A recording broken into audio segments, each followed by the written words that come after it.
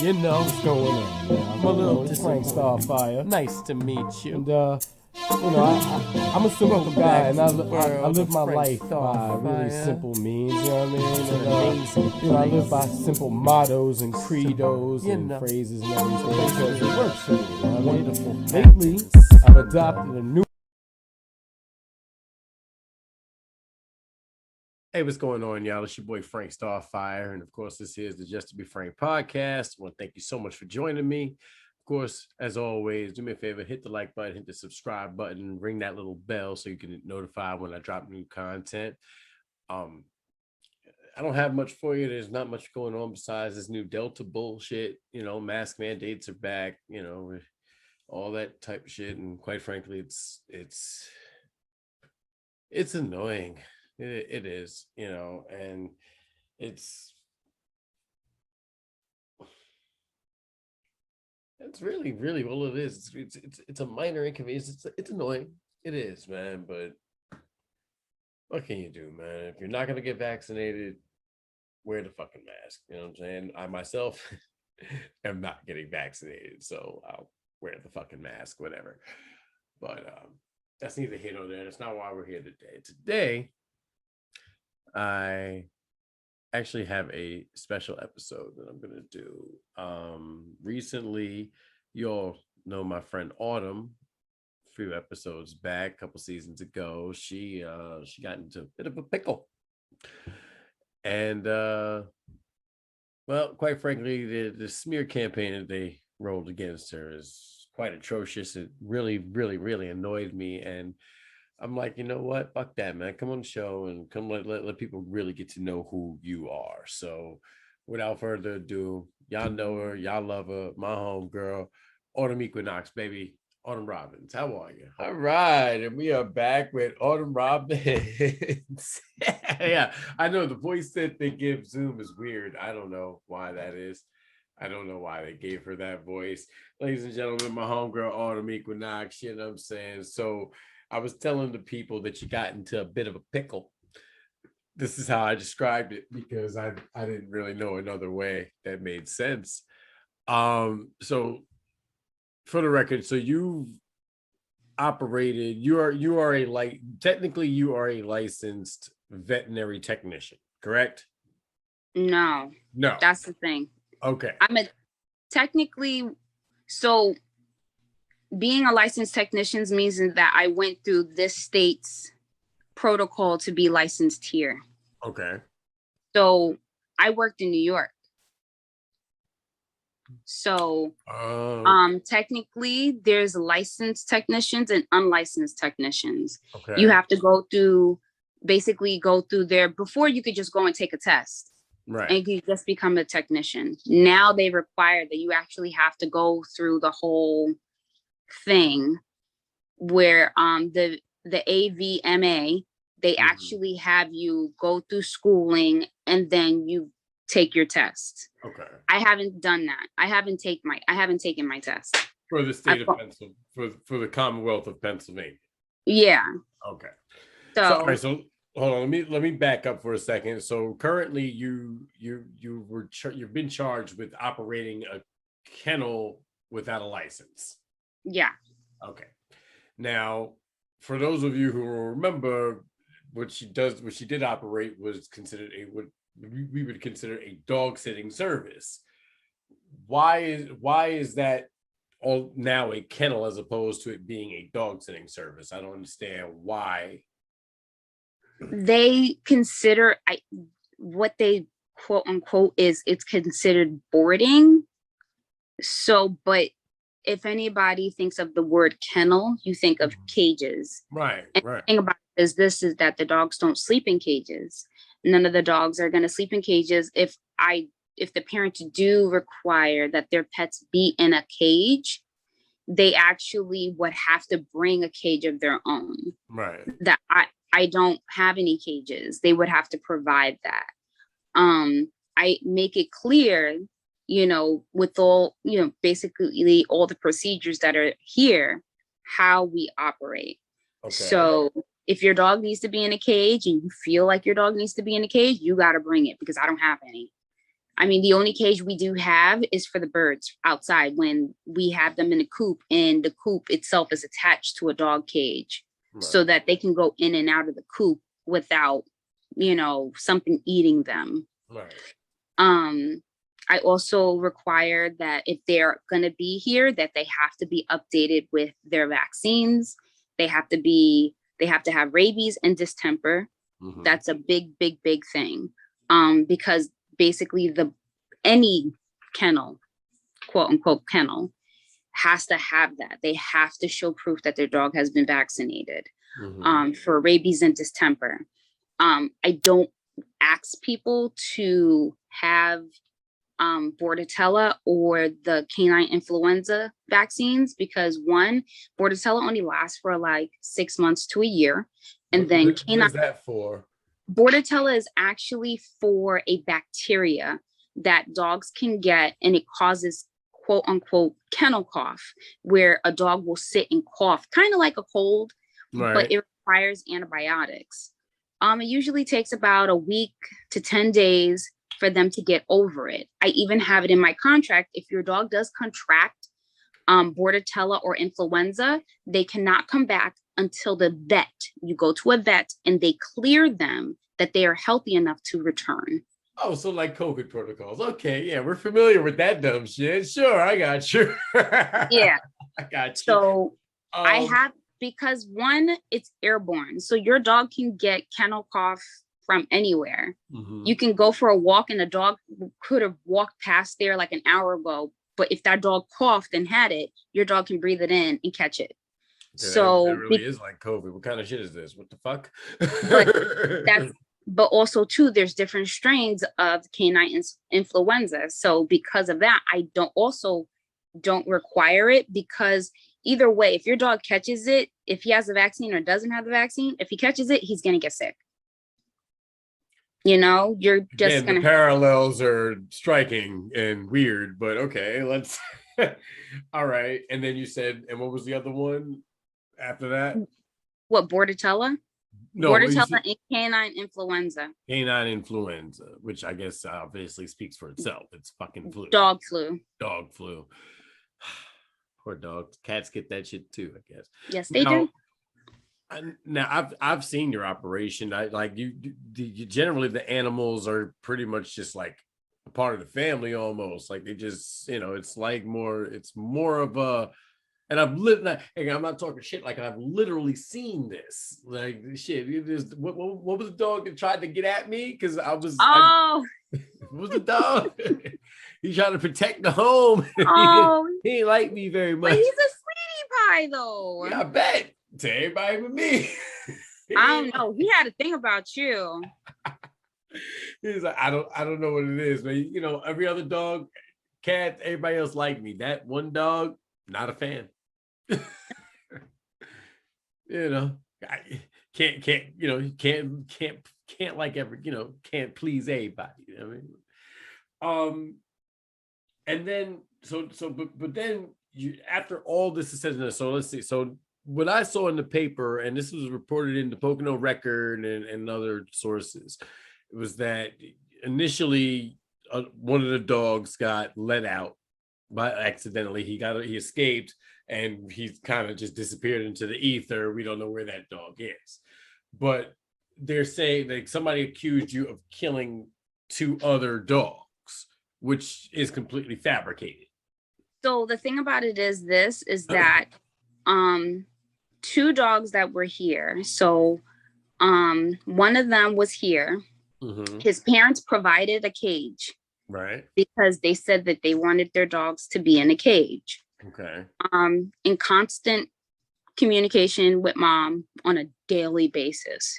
When I say daily, absolutely daily. Mm-hmm. We were talking at like 11 o'clock that night about his behavior, because I had been relaying to her like, hey, he has some behavioral issues that I'm seeing. He is barking. He is showing that aggression towards his sister when they're in the cage together. He just literally just bites his sister, and not like a playful kind of bite. Like he literally latches on and bites her. Right. when they're in the cage together. She said she had noticed the same thing, all the behaviors that I was describing to her. The night before that he got sick, he was once again put him in a cage and instantly biting his sister. And I was just like, you know what? I'm getting tired of you beating your sister up. It's not fair that she has to get chewed on. Right. So I took her out, and she decided that she was going to sleep on the couch. So I said, okay, cool. She slept on the couch that night. The next morning, we get up super early, as you already know. Of course. And I noticed he wasn't barking. Because he barks at 6 o'clock in the morning. So I'm like, we're already up, so we're going to get up. He's barking at 6 o'clock. And I sat there and I was just like, that's weird. He's not barking. So I was like, maybe it's because his sister's not in the cage. And I was like, no, he barks because he has to go to the bathroom. So I got up. I went and I looked at him, and he didn't look good. He was shaking. He seemed like he was just not himself. He was looking at me, but he was looking at me like he was looking past me. And I said, okay, well, let me let him out. As soon as I let him out, he peed on the floor, which was really odd because he never pees. Even though he has to go in the bathroom and he barks, he never pees in a house, never pees. So I instantly knew. I was like, that's really odd. You never pee. So went outside, he peed again, and he was really wobbly on his feet. Like he seemed like he just could not like stand still. Right. So I thought that was really odd. And instantly my vet tech, my experience automatically told me, okay, something's going on with him. This seemed like a neurological thing. Because he's really not trying to stand on his feet. He was really lethargic. Came back inside. He drank some water, and instantly we went back outside and he threw up. And I was just like, okay, you're going straight to the vet. Now I texted his mom. I called her. She wasn't picking up. I instantly started to email her to let her know I'm taking him to the vet. I took him to Creature Comforts. Creature Comforts is the closest emergency vet to my house. Okay. So put him inside the car, checked on him literally constantly to make sure he was okay and breathing and everything else. Creature Comforts, like most vet hospitals, they're not allowing the actual owners inside. You have to call them, right, and you have to like say, hey, I'm here for blah, blah, blah, blah, blah. Right. I'm on the phone. I'm calling them as I'm about to take him out the car, and I look and he's not breathing. I instantly just kill my phone, and I instantly started performing CPR in my car. When they came out, they picked him up, they put him inside on the gurney, and they rolled him in. I told them everything that, like I'm telling you, and they said, what do you want us to do? I said, I want you to save him. So I told his parents, I left a message, they called me back, and I let them know what happened. I told the vet, the head vet tech who was there, I told her, I want a necropsy. This was not even part of what the parents wanted. Right. This is what I wanted, because I wanted to know what was making him sick, and then ultimately he succumbed to it. Okay. And the doctor, absolutely cooperative, very sweet, called me each time she had new updates or anything.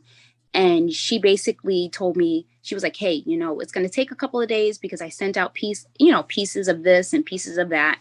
And I'm going to let you know if anything else comes out of it. So I said, okay, fine. I spoke with the owners. The owners came and picked up their dog. They were absolutely sweet, really, really understanding. And I told them I was super sorry. When I told them that I paid the bill, they were like, you shouldn't have done that. And I was sitting there and I was just like, I was kind of overcome because I was like, you're telling me I shouldn't have done that, but I did it. I did it. I paid the bill because I wanted to know. Right. So they didn't have to come out of pocket. So then I said, all right, fine. The vet called me. She told me details. She said, honestly, I didn't see anything. And I even relayed this to the owner. You didn't do anything to the dog. The dog had something, got sick, and the end result was that he passed away. And she said that he had a hemorrhagic stomach, which means it was inflamed, it was bleeding, and that he also had blood inside of his lungs. So the first thing I thought was, okay, what gives a hemorrhagic stomach and, for the lungs to be inflamed and to have bleeding in there? And I couldn't think. Something he ate, something I thought that, well, he eats grass. Him and his sister were eating grass the whole time. Like each time we go outside, they eat grass, but that's normal. Dogs will eat grass. Dogs will eat grass, but what about licking from a puddle? You know what I'm saying? No, or they weren't licking from any puddles. We weren't going to the creek. Because it was a really, like, you already know, going to my creek, there's actually a creek that runs through the property. We weren't going to the creek because it's very muddy over there. So, and plus that same week it was raining. So we were more on the drier part of the property. So just to keep everybody from being as messy as they were. But I spoke to his owners, and then that's the last of it. The vet was basically letting me know all the details. The next thing was the other pup who was there at the same time as Murphy passed away 2 days later. And was it the same conditions? She actually had bite marks on her mouth, like she had a seizure. So when I found her, she had already had like the bite marks and everything and had passed away, but she had urinated on herself. She had went in with JB, who is this really cute older dog, and everybody was in the living room. Everybody was playing around, and these two basically walked into the boys' room and they laid down together and went to sleep. So I was just like, oh, that's really cute. They went to bed, they went to sleep. She was sleeping on Kai's side of the room, and then JB has like this spot that he likes to sleep by the closet. When I checked on them, she was laying by Kai's bed and JB was laying by the closet. So I said, okay, they're sleeping. I go back into the living room, and Skylar and me were, dealing with the other pups. When I come back and I check on JB and the other pup, she already, like I said, described, she had the bite marks, she had urinated on herself, and instantly, of course, I was really, really distraught because I was just like, oh my God, what happened? Right. You know what I mean? Took her to the vet, called the owner.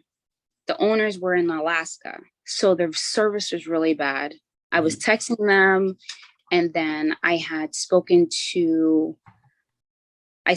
to the head technician that was there, and I said, look, they're really, really far away. So you may not be able to get a hold of them. I've been texting. So they reassured me. They said, okay, cool. We have a ability to text them. So I said, all right, fine. They told me, and I quote, we're going to put her on ice until the parents show up so that the parents can decide on what to do. Right. So I said, okay, fine. They had did so. I had spoken to someone else about, last week. And they actually had sent me the reports from everybody. So I got all the reports from everybody from what was reported or whatever. So I read, she said, go ahead, read over the reports. She was very nice, very kind. But there was a lot of stuff that I was reading and I was just like, okay, this is not right. This is not right. I have no authorization for that. So one of the things was that the pup that died 2 days later, they had said that the dog was cremated. And the owner was like, I never told him to do that. Now, the thing about it is this, I have no authorization to have anybody cremated. Right. Like after the pup leaves my hands, that's it. My job is done. The hospital is now in charge of whatever happens to the remains with the owner. Right. So that's not on me.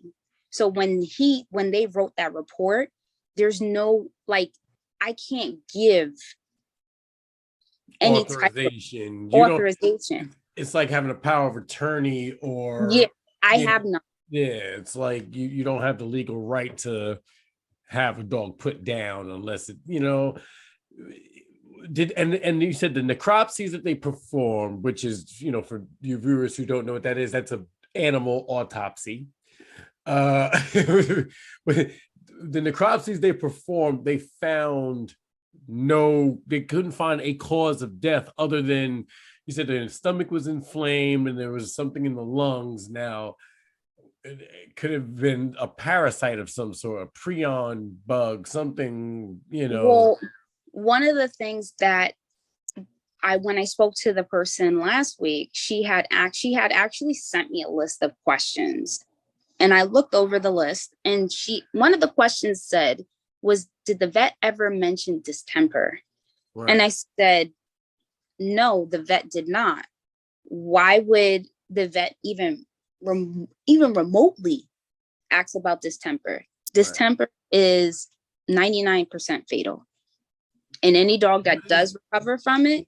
What is distemper? Is that rabies, or is that it's a virus? It's a virus. Distemper is a virus. What are the symptoms of distemper? Vomiting, diarrhea, also disorientation, where the dog will walk in circles, weakness, disorientation. There you go. I'm sorry, I'm an asshole, but it's okay. We're Nazi.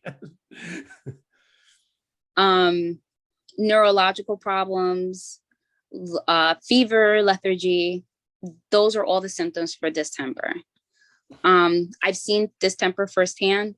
My mom's puppy, a long time ago, like I want to say almost a decade ago, she had a puppy, was not vaccinated for distemper, and the puppy succumbed to it. They gave her antibiotics and anti-inflammatories. The puppy lived to be 10 months old before the virus ultimately killed her. How does a dog get distemper?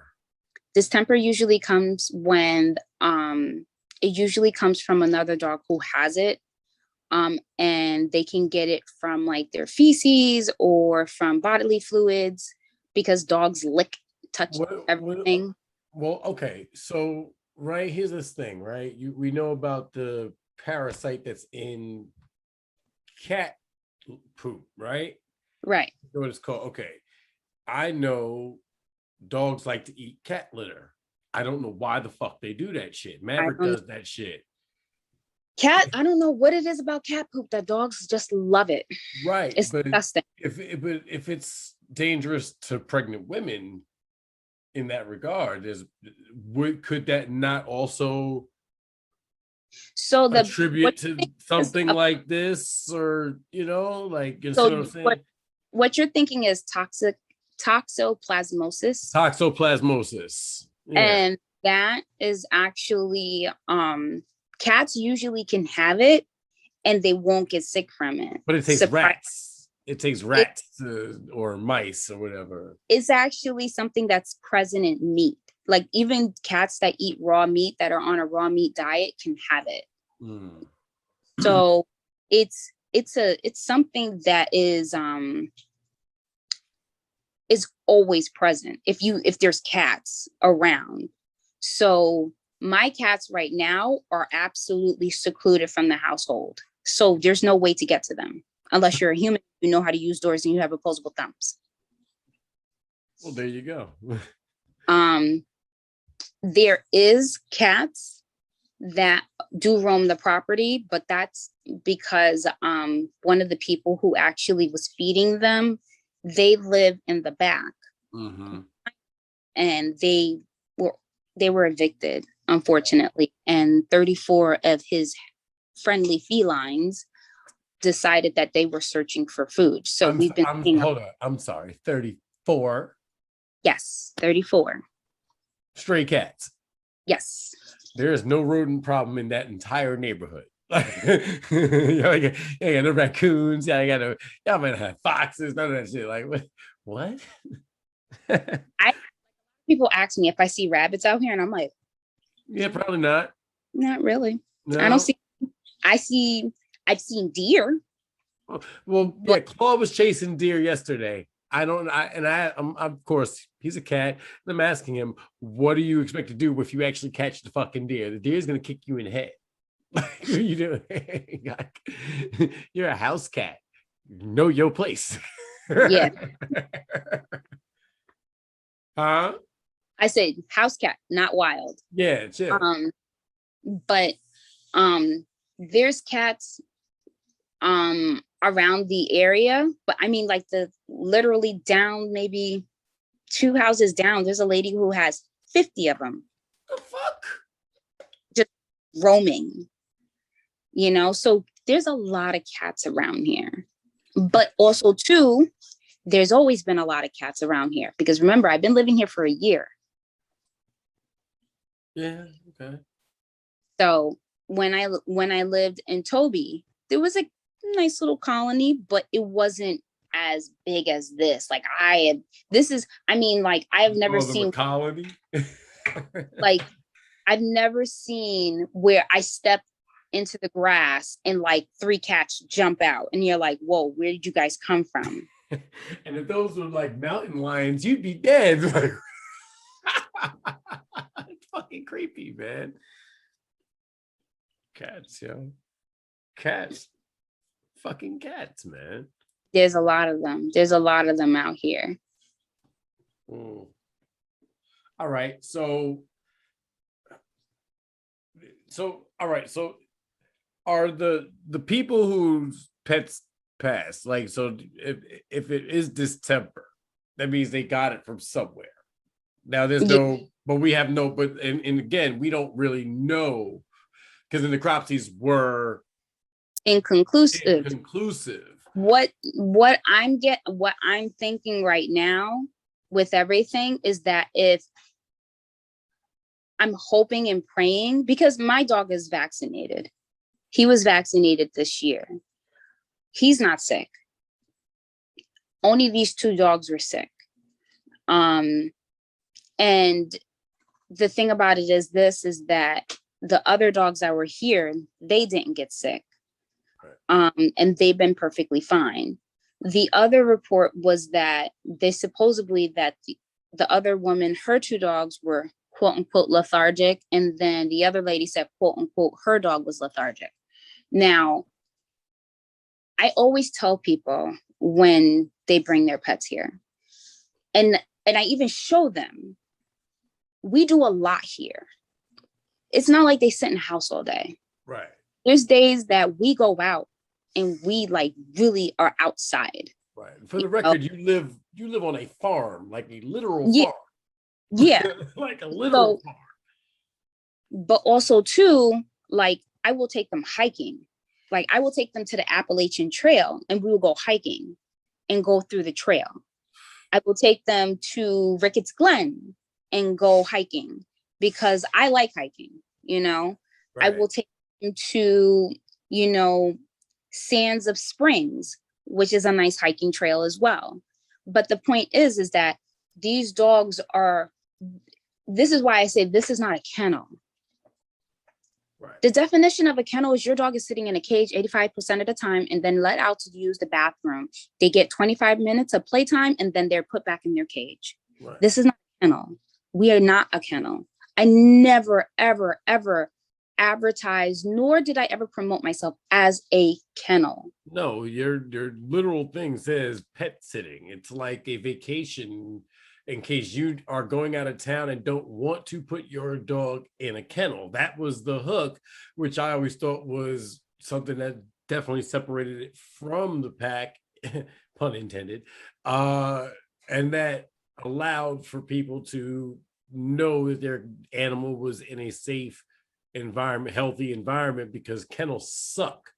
Like, you know what I'm saying? Like, I imagine using the bookings for like 3 weeks. All right, people, like, imagine you in central bookings for 3 weeks. Now, y'all know what the fuck I'm talking about. I've been there, you've been there, don't lie. Imagine that. That's what dogs feel like in kennels. That's shit. That's a shitty existence. This is something else entirely. And that's so, but what is the what's the ramifications of this that they're trying to throw? Like, is there a fine? Is there time? What are they trying So to do? there's a fine, which I already knew about. The dog warden told me about. He said they have to fine you because technically you're operating a kennel, quote unquote. So I said, okay, fine. Right. Now, the thing about it is that when the puppy went missing, what a lot of people don't understand is that for any boarding facility, whether it be kennel or not, the state of Pennsylvania sees dogs, cats, animals, whatever it is, as property. Right. They do not see them as living creatures. They look at them as property, and that their property has a value. So if you spend $2,000 on a dog and a dog sitter, dog walker, boarding facility, animal hospital, and you're saying, hey, I want the value of my dog, we're gonna go with GameStop rules. You pay $2,000, you get $100 back. Right. And the thing about it is it upsets people because they think, oh, I'm going to get the value of my dog because this is the breed of dog I had. Right. Now, imagine if you had a dog that you got off the street, you rescued it, or you got a dog from a shelter and it's a mixed breed. If it's a mixed breed, it may be even lower than $100. Right. So this is the upsetting part that kind of sucks. You know what I mean? But the truth in the matter is that I always try and promote and let people know ahead of time, hey, we don't sit around here. Like, yeah, I'll take pictures of inside and when they're outside and everything in between. But when they're jumping around and playing, I'll show you that. Your dog is not going to sit here and just be furniture. Right. I've been outside when it's raining and they want to play outside and be muddy. You know, I've taken dogs for hikes and they be muddy. I've taken dogs with me on my own vacations and let them enjoy my vacation because their parents went on vacation and left them with me. Right. I've taken dogs all the way to New York. I've taken them to beaches. I've taken them to Pittsburgh with their permission, with mommy and daddy's permission. Of course. And of course, with all of that entailed, this is something that I highly doubt any boarding facility does. I don't know a boarding facility that takes their dogs for hikes. I don't know boarding facilities that take their dogs to go swimming. I don't know boarding facilities that take their dogs on vacation with them. They stay in lavish Airbnbs and enjoy a vacation with people who care about them. Right. Right. And not only are we doing that, but they're sleeping in beds, not in cages. They're sleeping on warm couches. They're not sleeping in a cage on some type of plastic bed. Right. We have beds here, not plastic beds, but beds, actual dog beds here. They even sleep in people beds and mattresses. Right. You know, I got a queen size and a king size mattress for big dogs to sleep in so that they're comfortable. They're not sleeping on hard floor all the time. Right. You know, and my biggest thing about it is that when I said we're not a kennel, we're not a kennel. Yes, dogs do stay here and they get to live life and be free and, you know, enjoy vacation without their family. A lot of dogs who stay here, this is like their second home. They come in, they walk right upstairs, they go in the door and that's it. Like their parents are like, wait, what? You're not going to say goodbye? No, he already knows the drill. He knows the routine instantly because he knows that there's a routine. The thing about it is that people like to exaggerate things and take things that, you know, something tragic that did happen. And instead of like saying, okay, well, you know what, let's come together, they take it and make it negative. So people who really do feel hurt, their voices are lost in it. Mm-hmm. Instead of them being able to mourn and grieve, because right. I feel for those parents. I really do, because in my mind, I'm going crazy because I don't know what happened. Right. I don't know what made him sick and made her sick, where they succumbed to their illness, where they were perfectly fine one day and the next day they're gone. Right. That's more of a tragedy for me because I'm thinking, wait, what happened? Right. is there like, because now your mind automatically goes to, well, is there something in my neighborhood or in my area or my property Exactly. that's causing them to be ill? So now you have to be extra wary about even your own animals and everything. And that's, listen, man, and you get it, because people do grieve their animals. I know, I've seen what happens when somebody loses their cat or their dog, or that shit hurts, man. It's like losing one of your kids, man. Like, and people who think like, oh no, it's just an animal, well, hey, you're a piece of shit, fuck you, because that it's not just an animal, you know what I'm saying? It's a living, breathing thing that actually has emotions and cares enough about you and knows, well, okay, so cats will eat you if you die. Dogs will lay down and die next to Dogs you. will do it too. If it Huh? A dog will eat its owner if it comes down If to it it. gets hungry enough, yeah, at some point. Self-preservation kicks in and you're like, well, I'm really, really hungry. I've seen people who You'd want won't, me to be good. yeah, You'd want me to be good.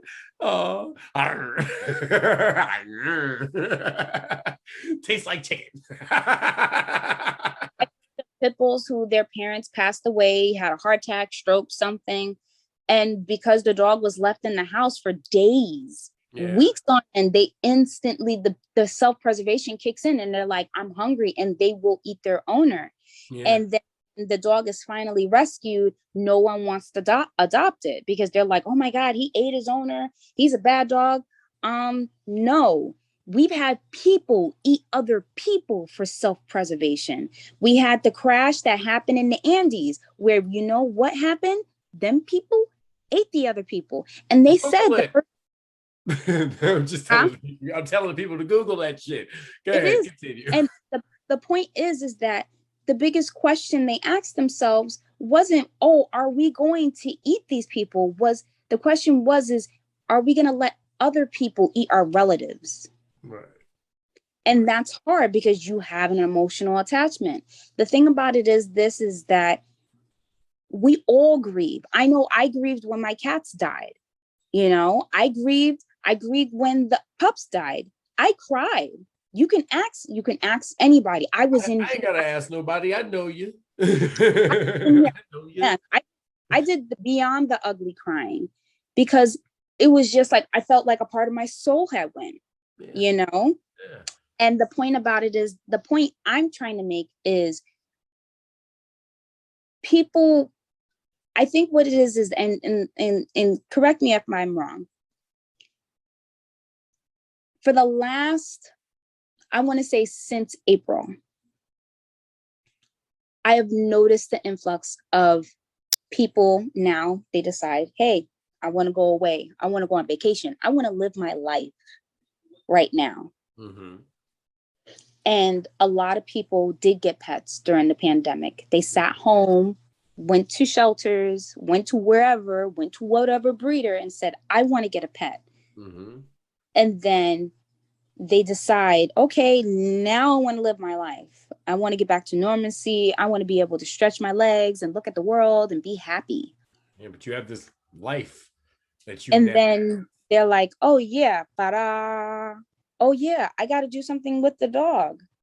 And you know what happens after that? They're like, okay, now I got to sit here and find a boarding facility or a pet sitter or somebody to watch my dog. Mm-hmm. Now, after that happens, do you think they prepare their dog for them when they're going to go away? No. I've had people call me and say, hey, I need to drop off today. And I'm like, I don't even know you or your dog. You've never been here before. Oh, well, it's an emergency. It doesn't matter. You should have thought of that prior. Right. You can't sit there and you have a dog. And that even goes for people who have had pets for years. Yeah, remember, it doesn't matter if you just got your dog or you've had your dogs for years. Your dog has still seen you day in, day out, 24/7, 365, because we were in a pandemic and they have seen nothing but you. Literally for a year and a half. And then you decide, I'm going to drop you off because I want to live my life. How does that sound? That sounds selfish. Very. it doesn't sound like you got this dog because you got him because you wanted to just give him such a good life. People do not get pets, and not all people, some people do not get pets because they're like, oh yeah, I'm gonna save a life and I wanna and give him a good life. They get pets because deep down inside, they are lonely. Very much. And pets provide this unconditional love and attention that people crave and desire and devour on a daily basis. Yeah. And when the pandemic hit, it exacerbated that loneliness and that desire to want additional attention because we could not be around people. Mm-hmm. So now you get a pet, but then now also too, you want to go back to being amongst people. Right. And being a regular person because you don't want to be cooped up in the house anymore. And unfortunately, you have not prepared this poor living creature any of the skills for him to understand when you are gone. Mm-hmm. So now we see separation anxiety, which not normal separation anxiety. No, we have separation anxiety to the point that as soon as they see a door open, they want to run out because they're like, where did mom go?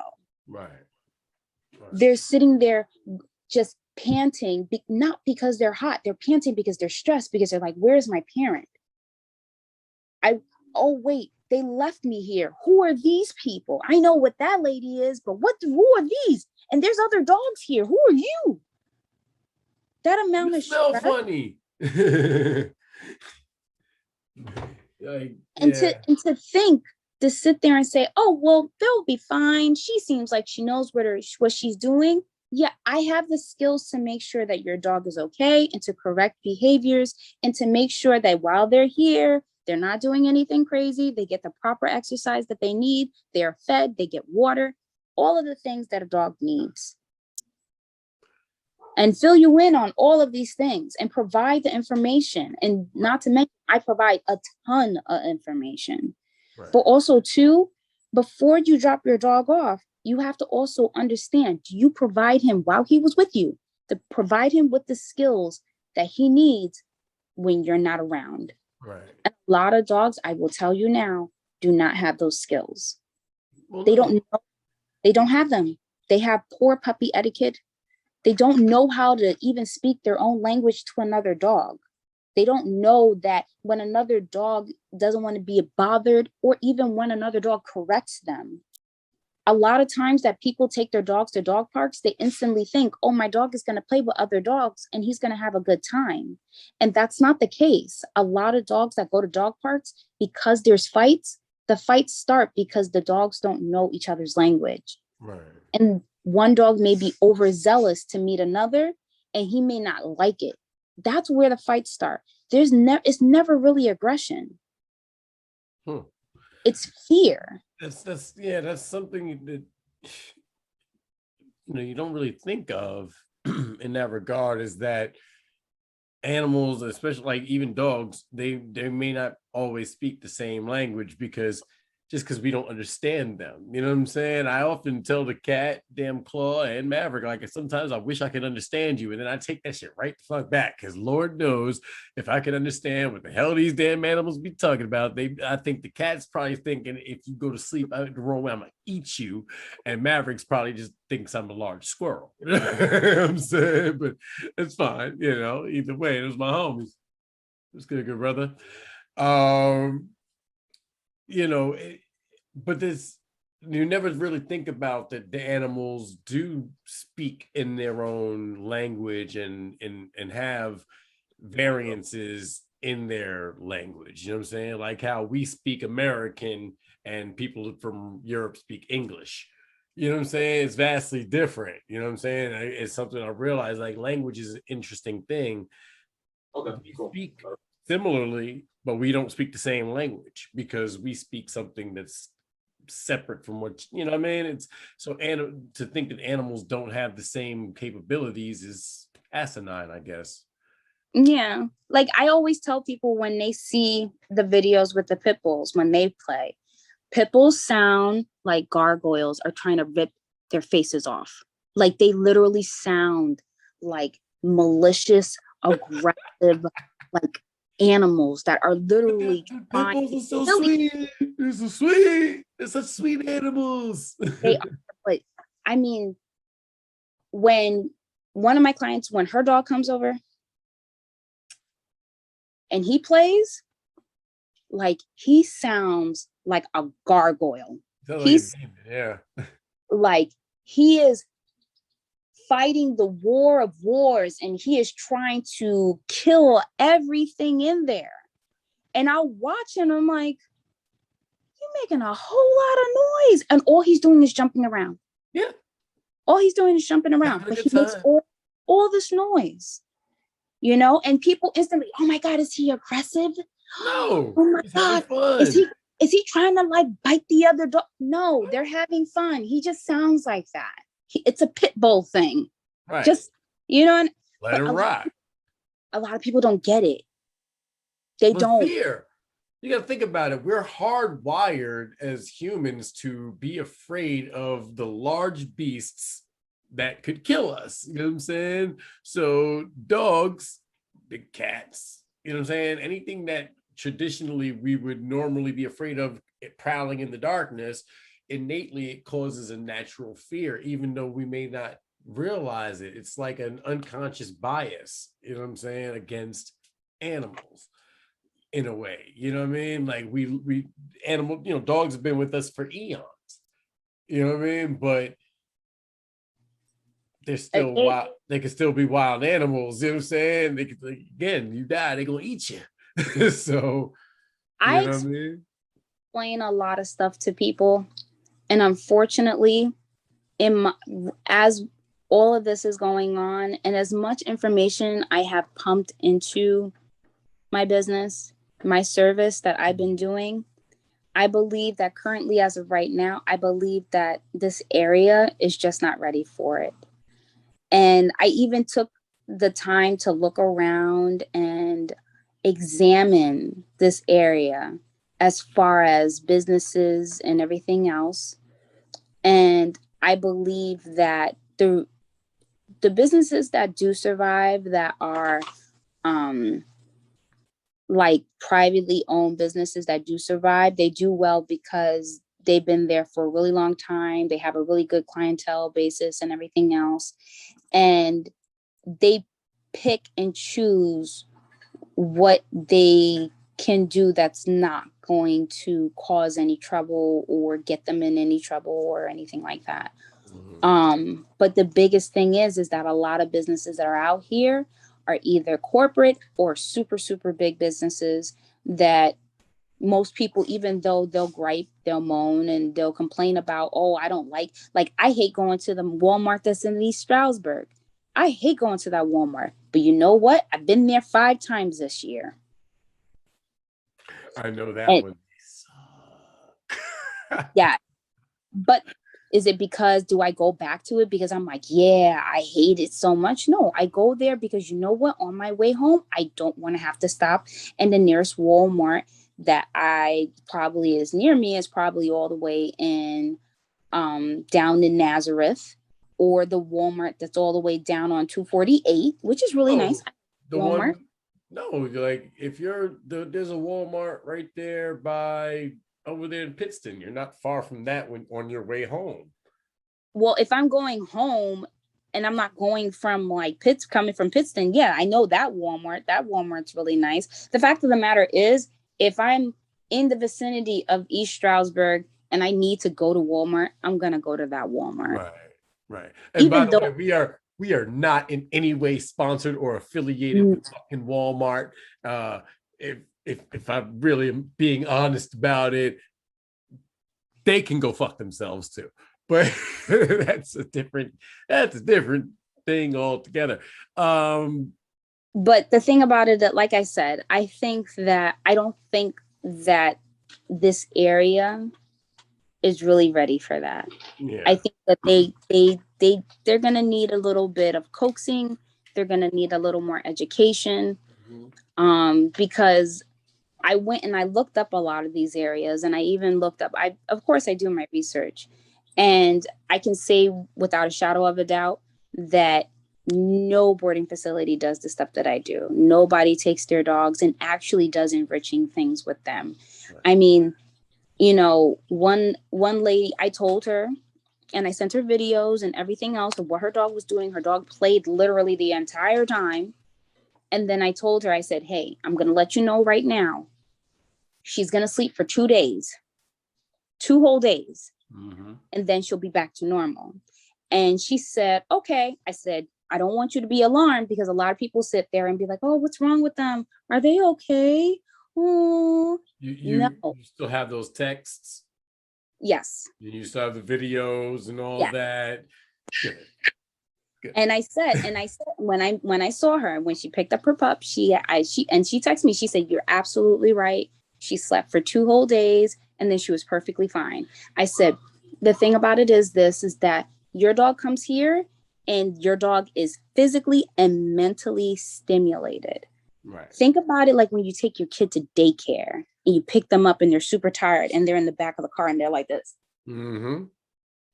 Because they are constantly being stimulated, where they have to use their brains for the first time on something that's unfamiliar, where they have to learn dog etiquette, where they actually have to understand how to say things and move their body, and all of that requires energy. And if you're doing it for maybe about, let me say, a week, when you finally get home You're done. and there's no one around, you gonna pass out. Whatever the dog equivalent of the itis is, you got it. You're gonna knock out. I mean, there's been times where I'm, and every single person has told me, they send pictures. They're like, I love it when they come home, because they'll send me pictures and the dog is literally laid out. And then I had, of course, this woman and the other lady saying, oh, they were lethargic. Have you ever seen your dog tired? No. Have you ever seen your They dog probably tired? never played with that dog ever. You know what I'm Like saying? that's my point. Have you ever seen your dog tired? Has your dog ever had to really actually think and physically do a lot of things so that just be around other dogs? Right. It's exhausting when they're not used to it. Have You there know? been any rumblings so far of them trying to sue you or anything like that? I haven't gotten anything. The only thing that I got was that they were like, we have to charge you for the illegal kennel. And I said, okay. Okay. I There's said, no okay. jail time associated with that. No, it's just a fine. But the fact of the matter is that in my mind, now that my business is closed, I have no intentions of reopening. For the simple fact of it is, I honestly believe the Poconos is not ready. I think between the hate mail, the hate email, the messed up calls, the weird. Let's talk about that for a second. So you were this was all based around social media, that these people started attacking you in these pet groups and everything like that. They started a smear campaign about you, so to speak. You know what I'm saying? Like, where are these, and were these the people whose dogs passed, or No, it was basically the woman who had her 2 dogs here, and she said that she was like, they stinked and that they were lethargic. Well, I don't know about you, but when dogs play with other dogs, there's usually a lot of spit, a little bit of urine, and a lot of dirt that's required to play. Right. Because you know what? Somebody is probably going to excited pee and pee on your dog. They're going to lick your dog. They're going to be jumping around. Look, Perseus goes outside. He plays outside and he smells like a rolling hill of mud. And he's probably the smelliest thing in the house. And then you know what? He gets cleaned and then he does it again. Yeah. You know? Because they're animals and that's what they do. Now, the thing about it is this, I have always explained to people, and there's been times where owners have come as the dogs are in the middle of playing, whether it be inside or outside. if they're inside and they're playing and then you stop them while they're in midst play, it's always like them just like, wait, what are you doing? Hold up, stop. Right. And then they're looking at you like, wait, we're kind of doing something. Can we just chill? Like, what are we doing? Minutes. I'm like, give me 5 Like, minutes. and that's what they do. And the first thing I always say, I'm really, really sorry. They were in the middle of playing, or they're in the middle of a nap, or whatever the case may be. If it seems like I'm taking a really long time, understand that's why.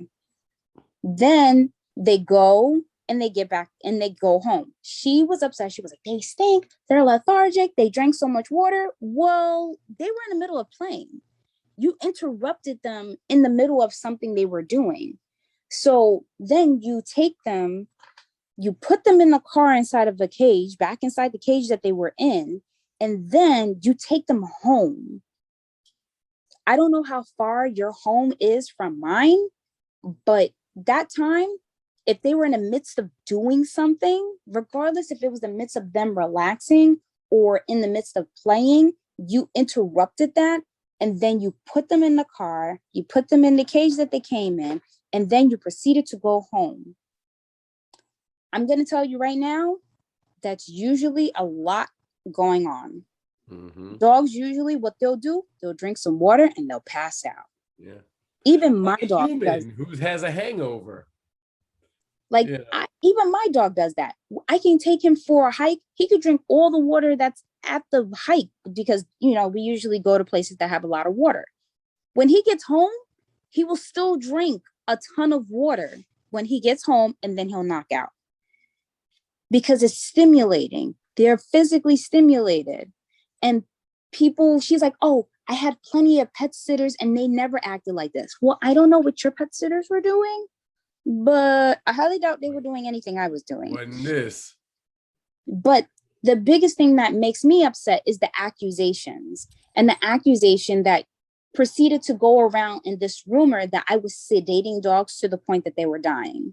Right. And that I was sedating them and I was purposely killing them for whatever reason. Like I'm some type of sociopath. Right. And okay, so what precisely would you be doing with these animals? Is there some rituals we're not sure of? People are fucking morons.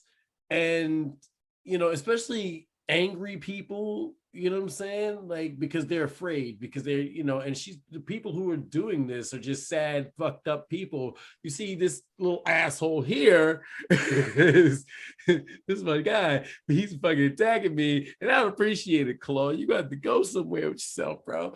But it's my guy. Claw's in the building, ladies and gentlemen, on the Just Be Frank podcast. Claw decided to join me and decide to attack me.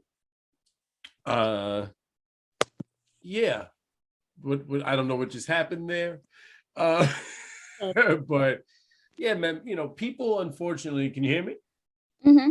Okay, yeah. People unfortunately are, when they're hurt or they're afraid or sad or whatever, they're more likely to lash out. And that's what it is. But the problem is, once you get it all over social media and you start posting hatred and sending threats and all that, like that's a whole nother thing, man. Like, that's evil, man. That's some wrong shit, man. Like, especially when, as evidenced, you have there was nothing you did that caused any of this. You know what I'm saying? Now, unfortunately, the dog escaping, all right, that's, you never know. I'm hoping he's somewhere out in the woods right now on some Homeward Bound, The Incredible Journey type shit. I'm just hoping that little guy, if someone did pick him up, that he's safe and he's warm and they're feeding him. Right. That I told the owner what happened, and she instantly was like, oh, well, okay, he's microchipped. Okay, cool. So that means if someone picks him up, and because you registered his microchip, your profile will pop up and all your information will come up so that they can actually call you and let you know that they have a dog. Right. Oh, I never got the chance to register his microchip. Well, then no, your microchip does nothing then. Like, and the first, I really would love people to know, microchip is not a GPS signal or any type of there's not a beam that shoots up because they're microchipped. Right. When you microchip your dog, you have to register it. Yes, it does cost like $29 $20 a to year or some shit like that. to keep the profile up to date. Right. And that and then it's a small one-time fee, a year to keep the register up to date. If you're going to register your dog, it's imperative that you do that. You can, if you got it done at the vet they'll actually do the first part for you. Mm-hmm. All you have to do is just fill in the paperwork, and then the next year you have to pay for it. The vet will actually do the first year for you. Certain vets will do it. Yeah. I know that the office that I worked at, they actually did that for the clients. They actually paid for the first year, and then after they paid for it, they would actually send it off, and that the owner had to all they had to do was just pay for it the next year. And they would get the information later on saying, hey, you know what, your microchip needs to be registered, blah, blah, blah, blah, blah. Microchipping your dog is probably one of the greatest things you can do, because if someone does pick them up, they can scan them, they can see your information, and they can actually say, oh, okay, I can call this person and tell them like, hey, I found your dog.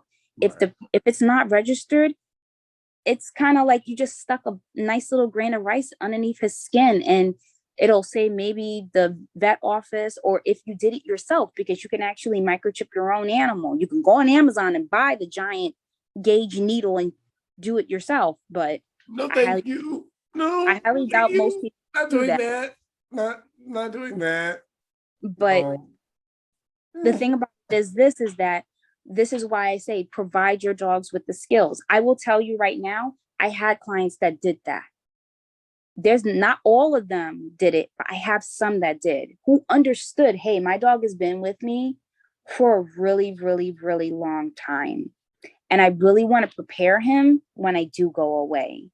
So they actually did day stays and they did daycare. So that their dog can be prepared. So they like, okay, well, I'm going back to this place. And they did it over and over and over and over and over again. So that when they finally did an overnight stay, they were fine. They actually they literally were okay the whole entire time. There will be anxiety for dogs regardless, because they're in a place that their parents are not there. Right. But if your dog has never been anywhere outside of home, in my mind, as pet parents, it's a disservice to them because they're not prepared. That's like sending your kid to school with no book, pencil, crayons, nothing. Right. And expect to just be A-okay. That's fucked up. But unfortunately, that's what it is. And the sad part about it is that, I always inform people like, hey, we do have doggy daycare. We do have day stays. You don't have to leave your dog here for the full 8 hours, but you can leave them here for like 4 hours so that they can get used to being here. You can do a lot of stuff so that they understand that they're going to be here for a bit.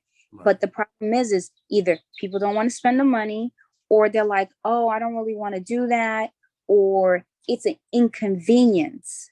And the thing about what I've realized is that people like convenience. People like to be able to just drop off and go. Right. People like to be able to just, okay, well, that's fine. I don't have to think about it. And convenience, unfortunately, is not something that we should completely depend upon, because anything can change, just like the little sign that says shit happens. Okay. We have to understand that. And convenience, it does happen. But my thing is I'm not trying to provide my pet parents with convenience alone. I'm trying to also inform you and educate you at the same time. Like I said, I believe that the Poconos is not ready for this.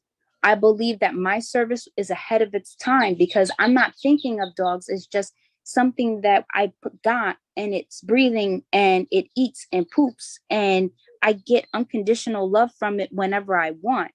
I actually do interact with these dogs. I actually go out of my way, because you know what? I believe that just as much as I want to do something, they want to do something too. But also too, for me to do all of that, they also need the skills to do it.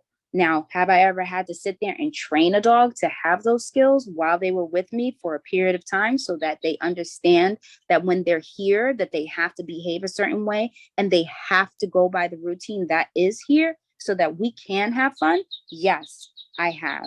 I've had dogs stay with me and I've had to train them, and they understand that they have to behave a certain way and be conditioned so that when they are staying here, I don't have to worry. And you know what happened? Those dogs, I had one dog stay with me. He stayed with me for about almost 3 months. And he was wonderful, sweet, intact too. He was intact too. A lot of intact dogs, they stubborn. What does that mean? Intact means that he still had his testicles and he still had hormones. Good dog. Yeah. And I was like, okay, well, he's going to be here. He's going to understand how things are here. His mom left him here and he was here for 3 months. And he understood, okay, well, I have to do this. He understood when we went on walks where we were going. It got to the point that he could be off leash with us and that he would stay with us wherever we went. Mm-hmm. When she brought him back, Mark can tell you, he retained what I taught him. He understood the routine. He went right back in with the same routine in mind. Like, okay, I know what I have to do. Right. There was no confusion because he was able to retain that. The thing about it is that some dogs don't retain it if the parents don't keep up with it. I was lucky enough that he retained it, but some pets don't. Some right. pets, their parents get back into those convenient routines where dogs will sit in a cage while mom and dad are gone. And then when mom and dad get back, he's let out. He has to go and do poop and pee. Right. They take him for a walk for however it's long, bring him back. He'll be out for a little bit. And then when it's time to go to bed, they go back inside the cage. So when in my mind, if you do that, if you have to cage your dog for whatever reason, I can understand some dogs need to be in a cage because they dig in the garbage, they get into stuff, whatever, what have you. I get that.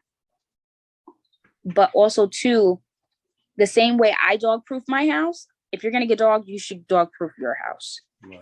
So I throw the garbage out. There's no garbage inside the house. The garbage is outside, inside the pails. You know, there is nothing that they can get to. So anything that they think like, oh, no, you can't get to it. There's no way they can get. And even when I cook, when I finish cooking and it's time to eat, everybody eats. And then everybody puts their stuff in the sink. It gets washed that night so that nobody is like digging in the sink, trying to find food, whatever leftover crummies. That's all done. Dogs do that. They do because they're used to getting, if they're used to getting human food, some dogs are used to getting human food. So they'll be like, Perseus already knows he is not allowed to even remotely. If we're eating, you don't come over here and beg. Mm-hmm. You don't do that. I have a lot of clients that their dogs are used to doing that. They're used to begging. You know, and they'll sit and stare at you and be like, yeah. How do you stop a dog from doing that completely? What, when they're begging? Yeah. What I do when it comes to food, when it's related to food, I actually do it with their food so that they understand that I have control over everything. I have control over your water. I have control over your food. I have control over everything you do. So when I'm eating, you're not going to come up to me and be like, oh, can I have that? You're going to go and sit over there and you're going to wait until I give you something. Jeez, so no wonder they want to eat you when you die. So the thing is that I did this because one, when I got Perseus, I instantly put him on a raw diet. And the thing about it is there's that giant myth that if you give a dog a raw diet, he's going to become vicious and ferocious and he's going to bite you and want to eat you. Absolute lie. It is not true. Dogs do not do that. The reason why people see the increased aggression or maybe see increase in their behavior is because dogs have a value system, and certain things have a higher value. When you give a dog something that's wet and crunchy and it's moist and it's physically and mentally stimulating, it automatically goes higher up in the value. So what's happening is a lot of people will put their dog on a grain-free diet, or they'll put them on a raw diet. And then what ends up happening, the dog will, if the owner tries to take the bowl, they'll growl, they'll even snap at them because they're like, no, you can't have it. And they're basically saying, I have control over the food. When I put Perseus on a raw food diet, I actually have the video. He actually has to sit and wait for me to give it to him. I will actually make him sit down. I will put the bowl on the floor. He cannot move from where he is until I say he can have it.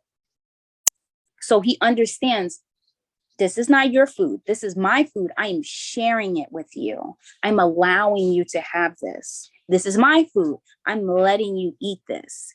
That way, when I'm eating food, he's not looking at me. He's going to be like, oh, she eating. I can't have none of that. That's hers. Because he understands this is mine. Right. A lot of parents, some parents don't do that because they're like, oh, I just want to give you the food and that's it. And they don't provide that additional enrichment, because that also helps with other things like toys. A lot of dogs are toy aggressive. As soon as they see the toy, they'll snatch it out of your hand. If you try and get it from them, they will bite you because they're like, this is my toy. It's high in the value. So that also helps with that, because then they're going to be, if you tell them, hey, and you take it from them, they're going to be like, oh, okay. Wait, and they'll drop it. You can teach them to drop the toy and then they'll drop it, and then you can pick it up without fearing that your dog is going to bite you. He just wants to be a part of the show so very badly. Like, I think that's the most I've ever seen him act like a cat and not act like a douche. Oh, that's probably because you're not here now. You were here, he'd be a douche. Although he's constantly flirting with my girl. He does that shit. It's so annoying. And listen, Cat, I love you, but you got to go, buddy. I think you know what it is? I think he's hungry and he's trying to get me to give him food. Like he runs this shit because I think cats think we're their pets. Because, in essence, we are. Cats believe that we're just giant cats. Yeah. And they believe, and that we give them food is like, they're like, oh yeah, I figured you couldn't hunt today, so I'm going to give you food. If a cat brings you a mouse, it thinks that you're a poor hunter and it needs to feed you. Oh, it's not a gift. It's not a gift. He's talking shit about you. My cat used to do it all the time. He would actually literally would leave. Like, I remember one time I woke up and Skylar screamed, and I was just like, what in the world? And she said that there was a dead mouse in front of the door. And I was just like, what? What do you mean a dead mouse? And our cat Shiro, he's like standing there and he's just like, yeah, look, I got you dinner, got you food. You eat it. Eat it. They think they just did the greatest thing on the planet. Like, here, you like this, right? This, fry this shit. Eat it. You weakling. Like literally, my other cat used to actually drop mice on me, and I'd be like, I'm not afraid of dead stuff, but that's kind of gross. And then, like, when I wanted to take it and like throw it away, he would grab it. Like, okay, I showed you what I did. I'm gonna eat it now. And I'm like, you better eat all of it, because if I find pieces, I'm going to be really upset. He would eat all of it for the most part. I never really found any pieces. My oldest, he just tortures the poor little critters. I feel bad for them because all cats do that. There's a great bit. Joe Rogan got a great bit about it, about the fucking crazy shit cats do. And it's fucking phenomenal. I really do enjoy it. It's funny as shit. But cats are fucking crazy, man. Cats are evil. They really are. They're kind of douchey. They really are, man. Like, Yeah, yeah, my oldest, so um my the oldest of my Bengals, Iro, he's the little malicious one because he sits and he'll see whatever critter it is and he'll rip off its legs and then he'll take off its tail and then he'll like kind of bat it around and then he'll stare at it and watch it like literally just this body just wiggling with no legs, no tail, no way of moving, and stare at it like, yes, yes, continue to squirm. You know that your fate is imminent. that's an evil little fucker right there. He does it every time. And I feel bad for the animals because I'm like, look, just kill it already. You already ripped off its freaking ears. It's over. It just looks like a blob of meat. At that point, it is just a blob of meat because cats don't give a shit. They're crazy ass meat eating carnivorous. And then when they like, I don't know. They're just fucking weird, man. Listen, I love them. Let me pause this for a second because I gotta pee. And I do. Listen, you see me drink a whole cup of coffee and water, and you're lucky I ain't drink no whiskey. So I'm going to take a pause for the cause for a second and do that. We'll be right back here on the Just to Be Frank podcast, motherfuckers. All right, we're back, ladies and gentlemen, on the Just Be Frank podcast. Thank you for bearing with us here. We were just talking about tramadol and its side effects and the fun of it. And yes, it is indeed a narcotic opioid. So avoid that at all costs. If you're going to take it, definitely take it with some raisins, prune juice, grape juice, anything to keep you regular. Because opioids and narcotics, as many people do not know, is because it's relieving your pain, it's also slowing down your GI tract.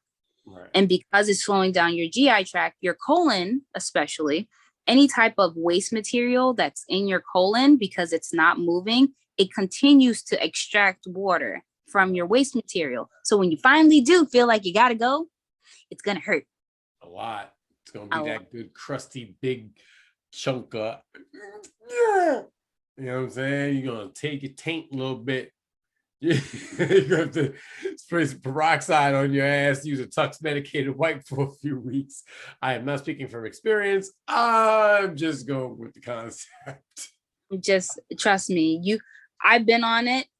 And they had me on it when I had my really bad car accident. And the entire time I was in the hospital, did not use the bathroom. I'm sure. Did not use it. And when I got home, still didn't use it. Yeah. Later, had to go. Was not a fun experience. Nope. Oh. Got to do the poke it and rim it out to get it, get it going. It was horrible. After that, I was just like, a nice bag of prunes was my best friend. Yeah, raisins, cranberries. You live with next to my bed as I take my meds. There you go. Listen, man. So now I guess what's next for you? I see you said you want to go back to school. So I want to go back to school for the simple fact that veterinary medicine has been moving. The last time I was actually practicing, there was a lot of new stuff that I got to learn. And I think that, this is probably a good opportunity for me to go back, learn all the new things that's going on. On top of that if I do decide to, come back to my business, it's probably going to be under a different name because, for the simple fact that I'm probably not going to do it. Yeah. Let's just be real. I'm probably not going to do it here. I'll probably do it somewhere else. What is your next move? What are you thinking? So my vision is that what a lot of people don't know is that you don't have to be a vet to own your own animal hospital. You just have to have this vet actually work there. Right. And my is to own and operate an animal hospital. Okay. the thing about it is this is a lot of people don't know, but the VCA is not privately owned anymore. The VCA is actually owned by Mars, the candy bar. What is the VCA? The VCA is the Veterinary Centers of America, if I'm correct, or association, but it's actually a large corporation. Originally, it was made so that people can actually have their pets and go to an animal hospital. And it was supposed to be like a connective, like, system, so that if they went to one animal hospital and unfortunately they had to go to another, the information will be passed, and that it would also help smaller animal hospitals be able to budget and get the necessary supplies to, take care of the animals and help owners with like prescription foods, prescription meds, and all of that stuff. Right. Now, that's all well and good when you have actual veterinarians running it. The thing about it is that the VCA in 2009 was bought out by Mars, the candy bar. And in my mind, why? I don't know. Well, the thing is that they saw the increase in veterinary medicine and how people were spending so much money inside of just the care of their pets. And they decided to say, hey, you know what? We're going to just buy them because we understand that people are like actually, paying a lot more money for their pets. I mean, I've seen people come in with their hamster and the hamster's on its like last leg and they're like, just save it. And you're like, you're about to spend $500 on a hamster that only lives for 5 years, right? And he's on his 4th year. So I've seen it. I read enough comics. I've seen enough movies. I know how that ends. Not well. Why does a candy company need to own anything to do with animals? You'd be surprised what they own. Mars. I'm not surprised. That's the problem. I think I should be surprised, but this is my problem with like scientific studies, because my question always to those is who paid for the study. You know what I'm saying? Like I always ask that. I want to know who paid for this study, because if the person who's paid for the study is pro whatever they're going for, they're going to get a favorable study. That's just how it goes. Like, and then Mars is the motherfuckers make Twix, man. Like M&Ms. And M&Ms, you motherfuckers make M&Ms. I don't know if what are they feeding fucking M&Ms to the animals in the animal hospital? Like, what the fuck are they doing? It's weird. Well, it is weird. That's why I find it's interesting that they actually control over 900 animal hospitals. And the crazy part is that my belief is that animal hospitals are supposed to be operated by the people who went to school and spent the 10 years of education to become veterinarians to operate their animal hospital as they see fit. And the thing about it is that it's almost like self-expression, because you get to tell and educate clients about how to take care of their pets. When you have a corporation come and they decide on what you're going to educate your pet on, and you may not believe in it, then that starts to actually cause problems. Well, yeah, but that's similar to what they would force, like if they force you to teach your kids something that goes against knowledge or what have you. You know what I'm saying? It's not anything like, that's called indoctrination. No matter how you put it, that's indoctrination. You know what I mean? So there's, indoctrination into a certain zeitgeist is always going to be dangerous. Right. But that was one of the things that I was kind of actually really disappointed in, because I found out a lot of vets actually in the area are actually under the VCA. And because that's the case, that means that none of these doctors they can't really express themselves, because they're it's almost like being under contract. They have to push a certain item, a certain medication, a certain food, anything like that, and the biggest part is that a lot of people, because they don't know any better and they don't do the research for themselves, they're going to go what the vet says, even though what the vet's saying is based on what a corporation is saying. Right. A lot of people who give their dogs certain medications don't know like altogether their side effects. And don't get me wrong, like the veterinarian will say, hey, this is the side effects, this is what we're going to do, X, Y, and Z. I saw one medication that was promoted heavily, and it works really, really well in the beginning, but unfortunately the end result is not all that great. Right.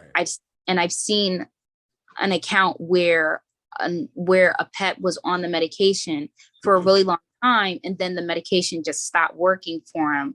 They ultimately ended up like putting the dog down because the medication just went really, really bad. And it was sad, because he was so young. So the thing about it is that I really would love for people to really educate themselves on what their pets need and what is the proper things their pets need. And I know like everybody says, oh, well, she promotes raw diet and a keto diet. And I do, because dogs, unless it's a specialized breed, and I say that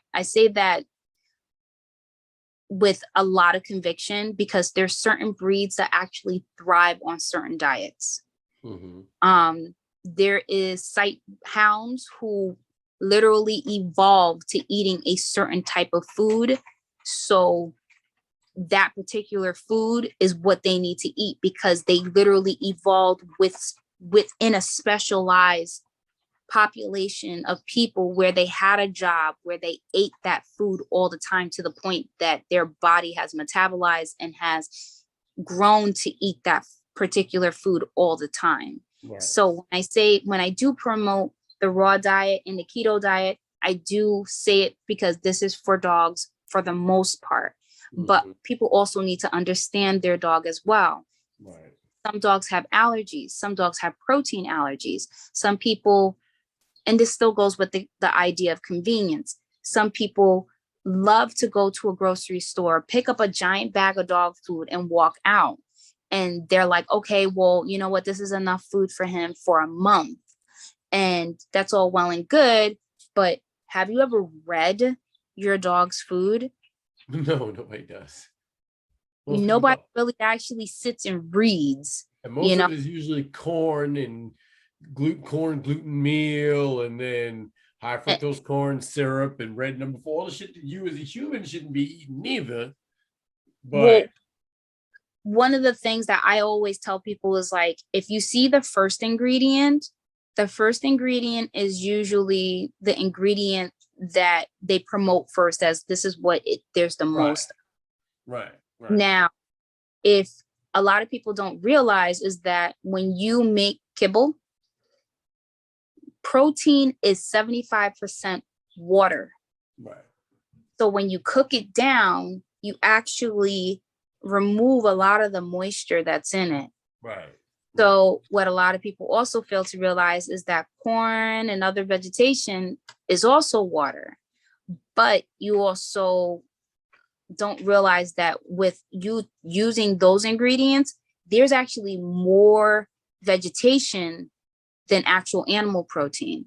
Also, too, on top of that, when people buy dog food and it says meat byproduct means that they have protein that they don't know where it came from. Right.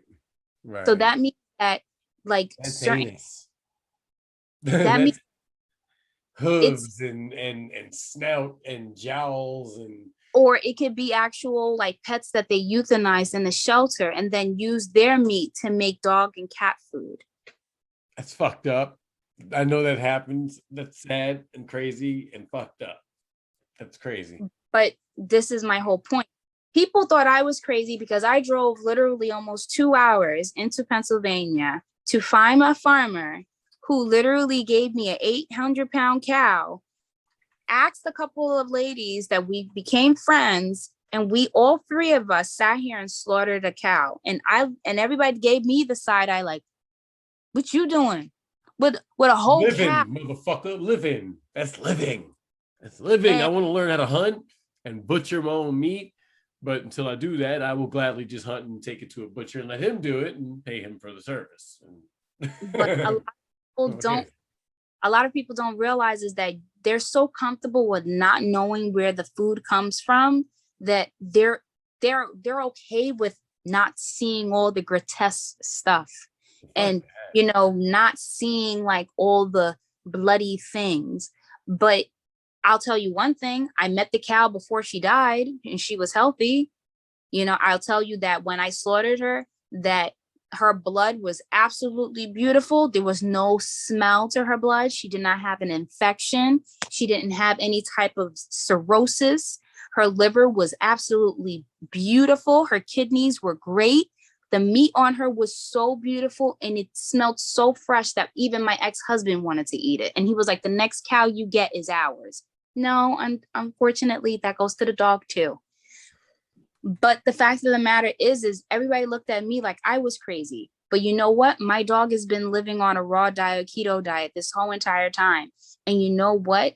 I have never had to really take him to the vet. Yes, he does get his vaccines and everything else, but he's 8 years old. Right. And he doesn't have like the health problems that everybody else's dog has. Right. Everybody's like, oh yeah, my dog is on this. Oh, okay. What are you feeding? Oh, he has allergies too. Oh, really? What are you doing for that? Oh, he's getting this medication. Oh, are you thinking about doing allergy shots? Oh no, they're so expensive. Allergy shots are actually a lot better than you giving them medication, right. Allowing your dog to actually build up an immunity to that so that they can actually live a fulfilling life instead of putting them on meds all the time. COVID vaccine. Did you get that shit? Huh? Did you get that shit? Vaccine? Yeah. No, I did not. And did you hear? New York has passed that if you want to go to a restaurant, I know, a movie theater, or the gym, you have to get the vaccine. Yeah, I know. Well, luckily my trip there is this week, and then that kicks in on the 16th, so I ain't worried about them. Fuck them. And that will also mean that my ramen trips will be having to be postponed, and I shall be going to Philly for those. There you go. You know what? You know what? She sent me something about a Renaissance fair. I know there's a Renaissance fair. Yeah, Renaissance fair that goes from August all the way to October. There's one coming up, and is it she said September, October, I believe. I have to find the link to that. I don't know why I'm trying to do this online right now because, fuck that. It's my show and I do what I want. But I want to know when the Renaissance Fair is. I'm really interested in that because, there we go. Yay. We'll do that. But, I went to Dorney Park recently for the first time ever, and that was fun. It was awesome. I enjoyed it. It's not as fun as Great Adventures. It's okay. Yeah, Steel Force was interesting. I mean, they had a little parade and everything. It was cool. I enjoyed it. I want to go to Six Flags. I haven't been there in years.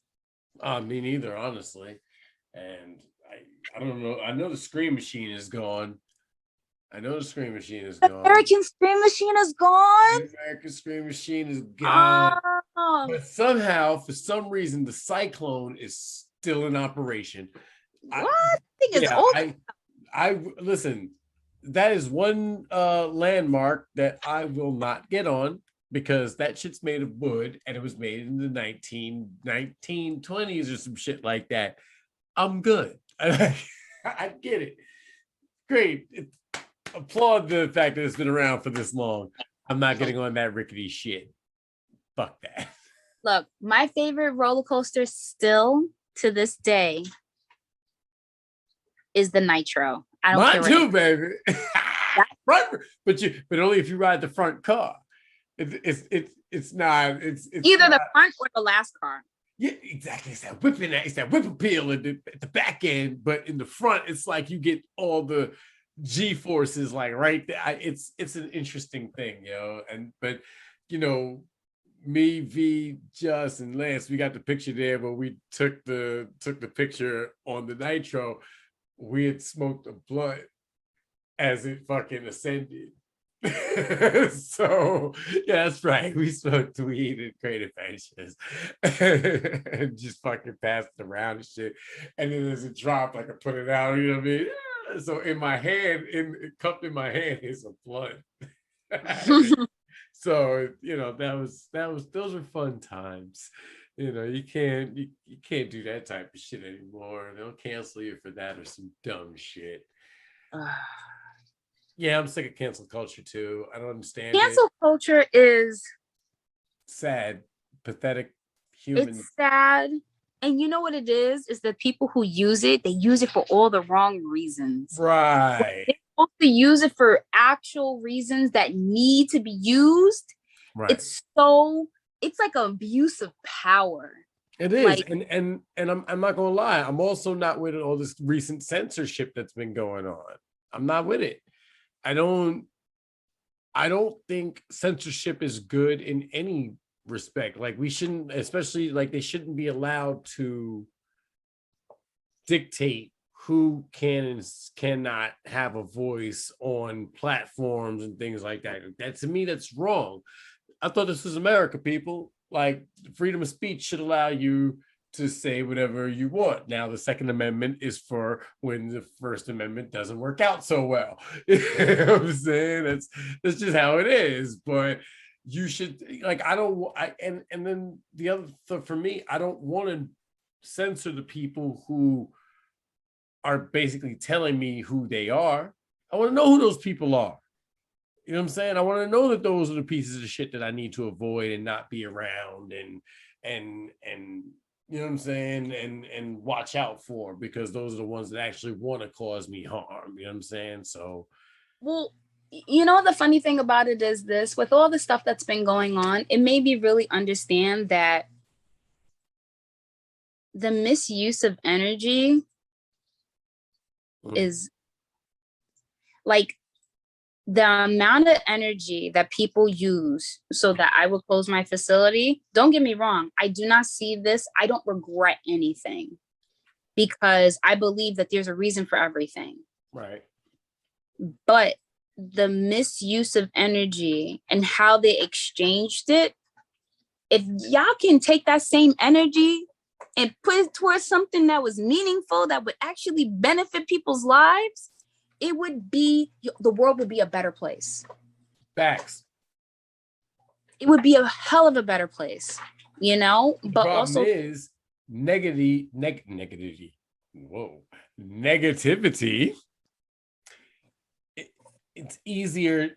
Like it's easier to control people who are afraid. Negativity is so much easier to do than it is to be positive, and that's a problem.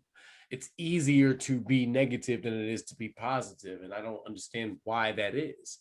You know what I'm saying? Like, people are, but I don't think people are always genuine either. I think people are. I don't think so either. Yeah, no, I think they allow others to lead them into stupid places or into wrong ideas. I think that groupthink is a problem in that it doesn't allow for a person to think, individually what may or may not be right or wrong, true or false on their own. You know what I'm saying? No, I agree. I think that people overall, I think that people have a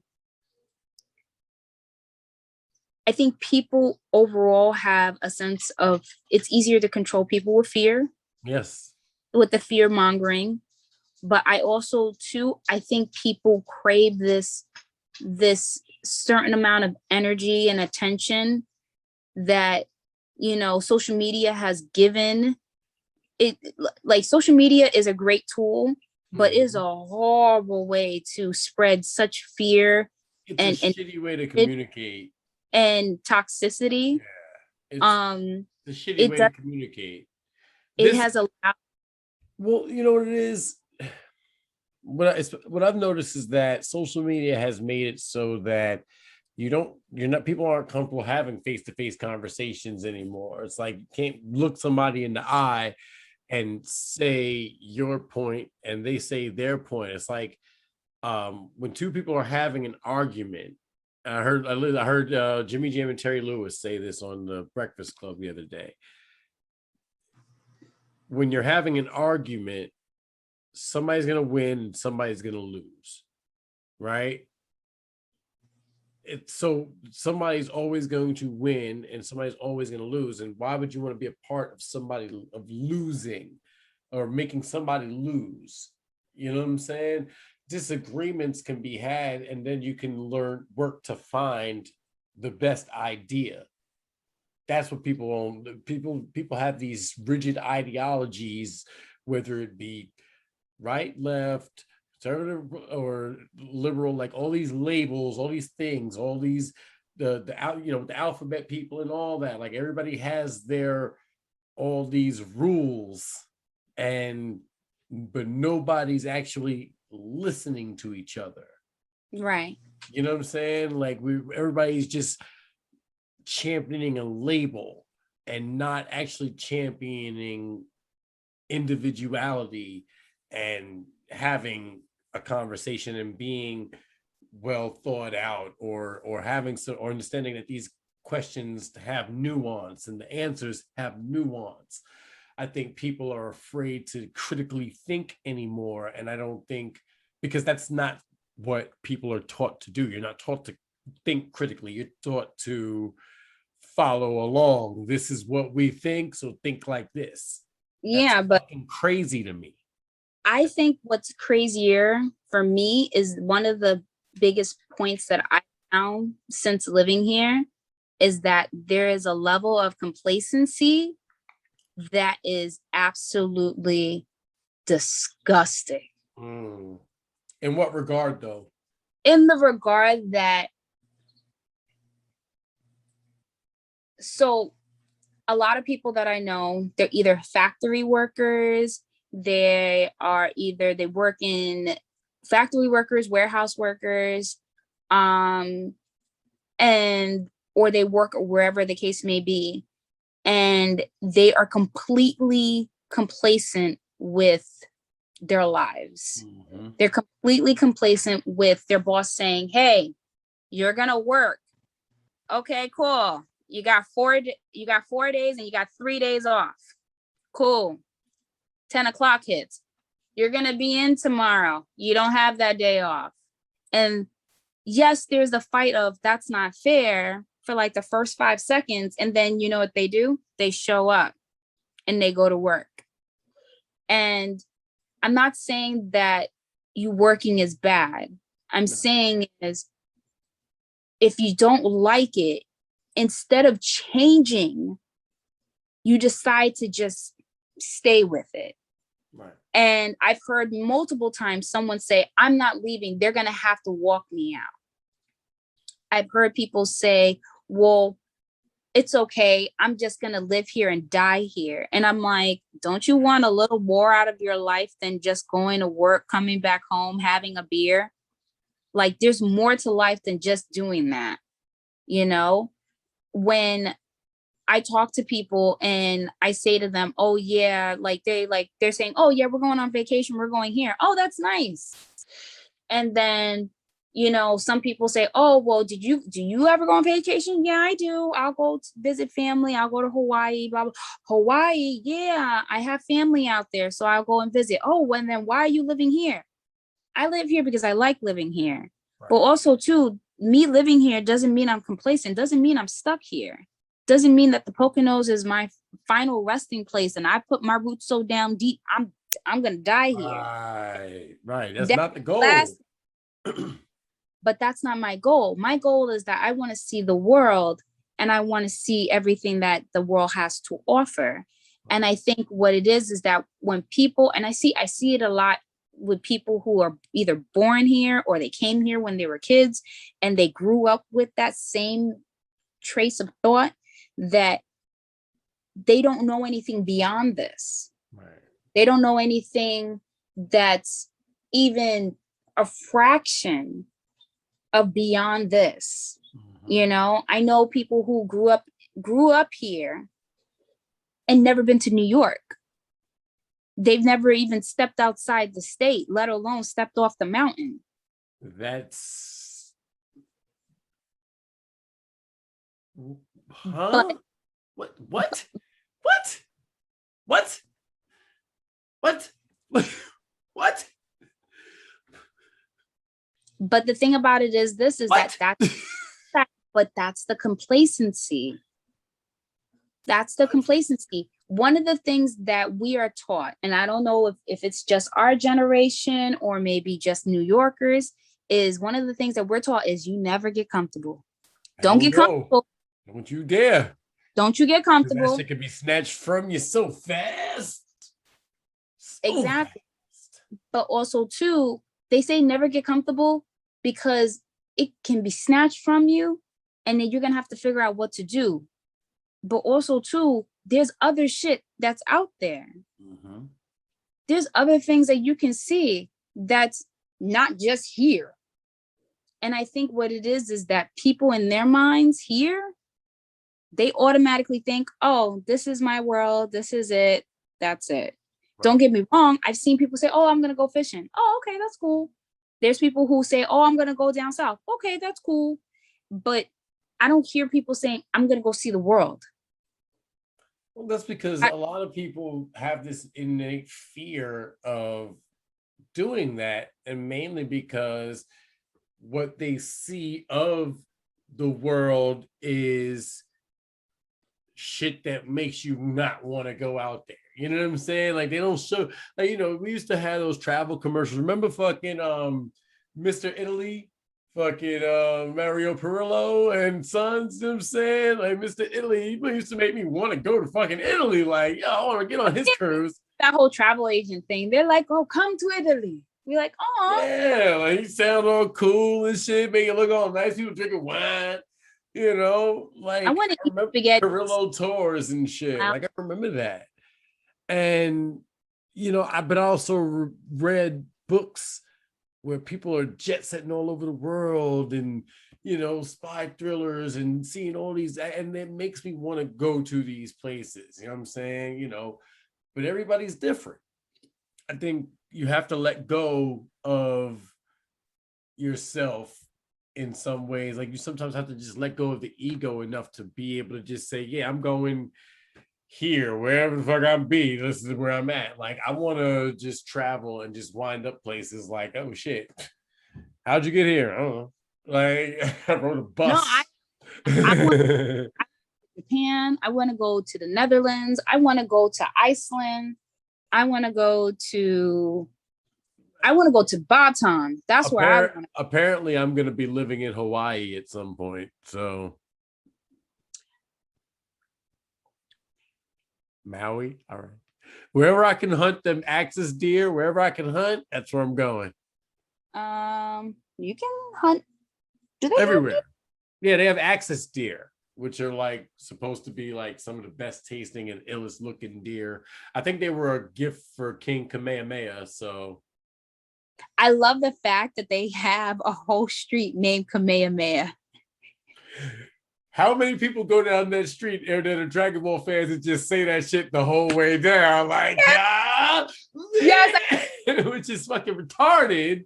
Love it though. I love it because I've been on that street. I've been on Kamehameha Boulevard. I look at it like Kamehameha.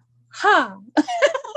Man, yo, that's crazy. But you know, but think about it. Like most people don't know that Kamehameha is not a Japanese thing. That's a Hawaiian thing. South Pacific, Hawaiian, Maori, whatever. thing. You know what I'm saying? So Samoan. Samoan, like all that, like they would never associate that with that if you don't really know. Like, and I ain't gonna lie, you know, we were lucky as kids. We had ill cartoons that were they had teachable moments and took you all over the world and taught you about those places. And I'm thankful every day that Animaniacs existed. I am. I'm thankful every day that Animaniacs existed. And then I'm also thankful for every day for DuckTales. You know what I'm saying? Because DuckTales made everything look like a fucking adventure and like, yo, you shouldn't ever be, you know, bogged down by shit. You know what I mean? Just enjoy it. And that's where my alter ego, my inner kid comes out. Like, I love cartoons. I don't give a shit. Like, one of my favorite cartoons right now is The Amazing World of Gumball, and I can't explain why. It's good. It's a good ass cartoon, but I cannot explain why I enjoy it with any type of like thought process that makes any sense. It's just hilarious to me. It really is. They do Gumball are random hilarious. shit. Huh?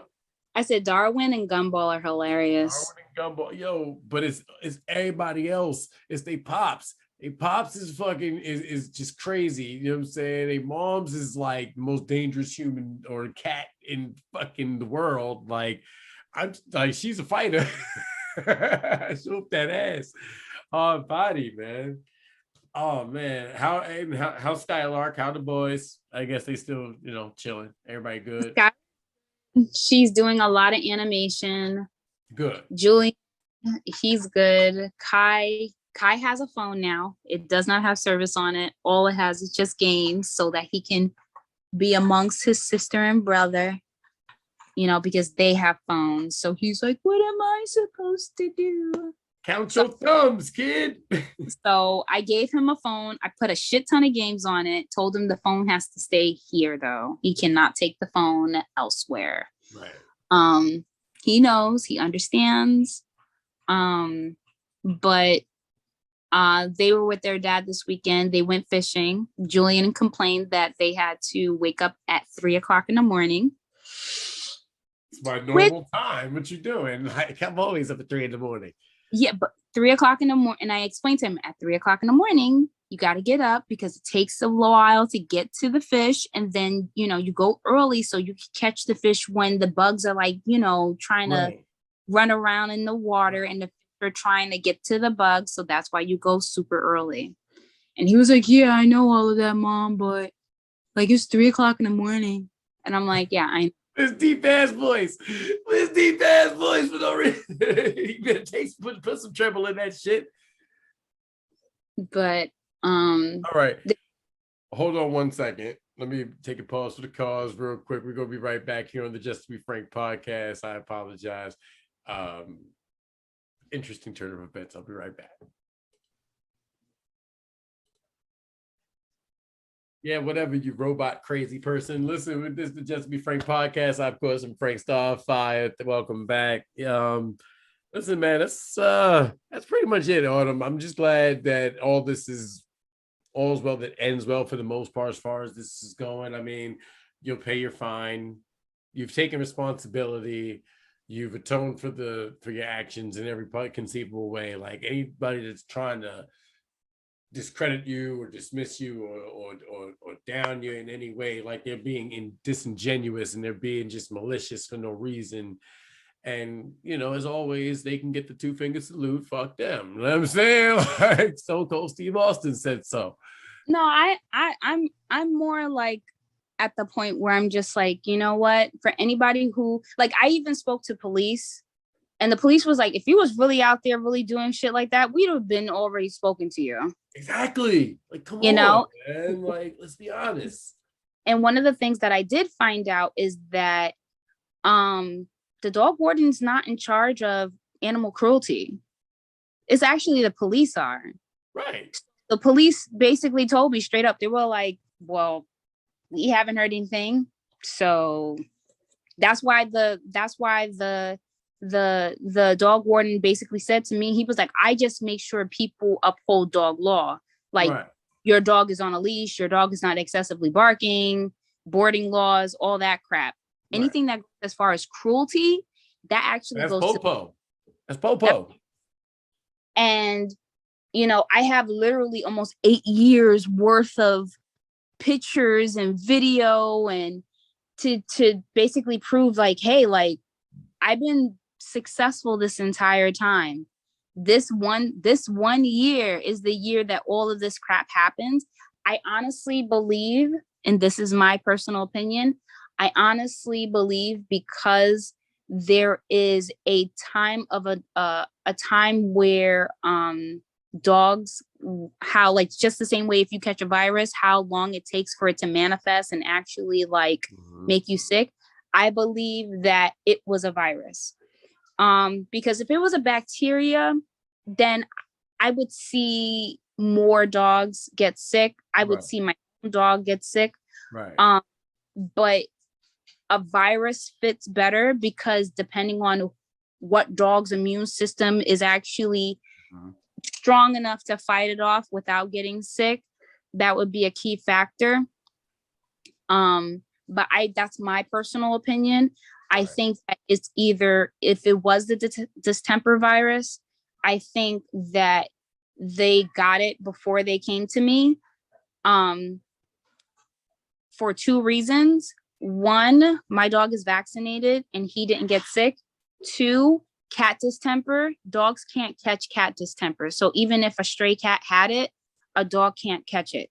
Why? I wonder why that is.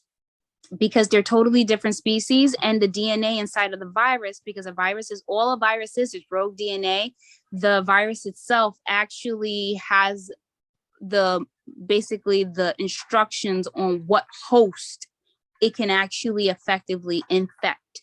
Right. So I don't think, like I said, distemper can't make a dog sick. A cat distemper can't make a dog sick. I think if what he did get sick with was a virus. Unfortunately, because the other pup was a year old, her immune system may not be able to be strong enough to fight the virus. Right. And succumb to that said virus as well. That's the best I can do. That's the best I can think of.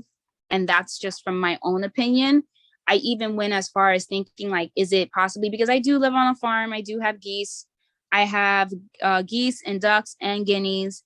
Farm animals, they do the same. They shit everywhere. Can't really do much about it. You clean up as much as you can. The rain runs all the whatever is out. But they eat.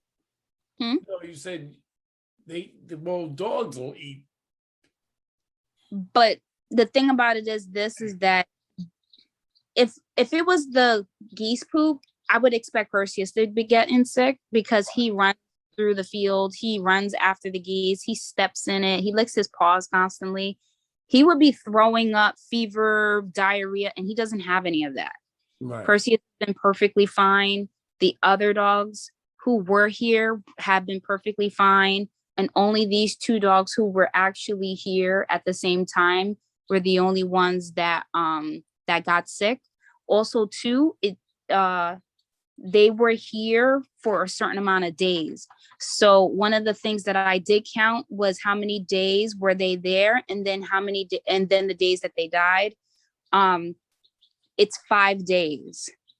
So they were there for 5 days before they succumbed, which is enough time for them to catch a virus, for them to get it and succumb to it if it's not treated.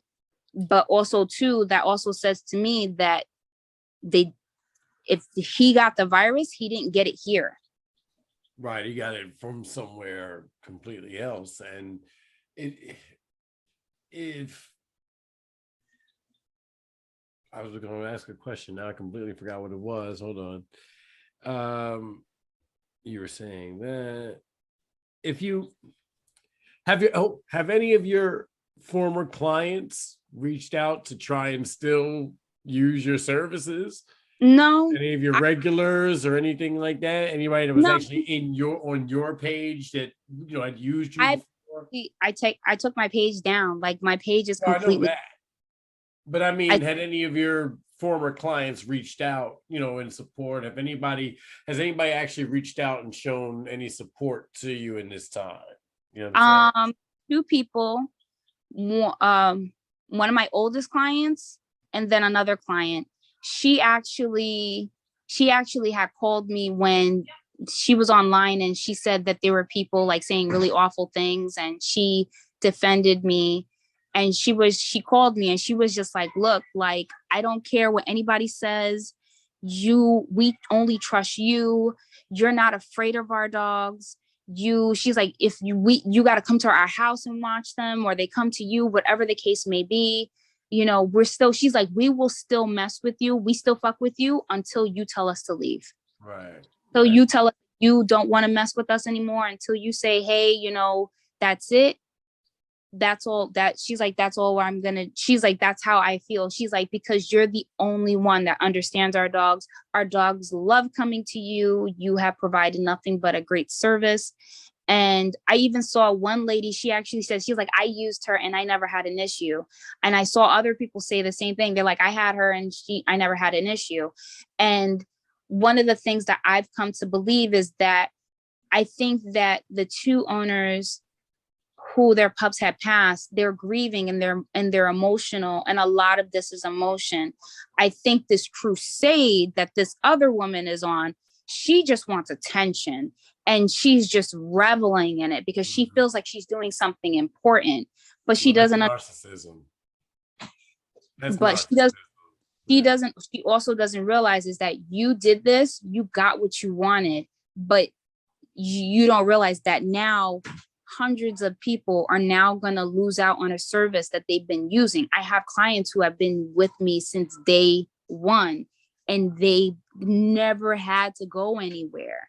So now they have to find new people. They have to repeat the process of finding someone they can trust. And now that you've done this, you have taken that from them. You have taken that away. You have to hope that the new person that they find is anywhere near as caring and thoughtful about it as you are. You know what I'm saying? Like it's everything. It's not just the service. It's the environment. It's the energy. It's everything that goes into what you do. And I think that's a fucking horrendous thing.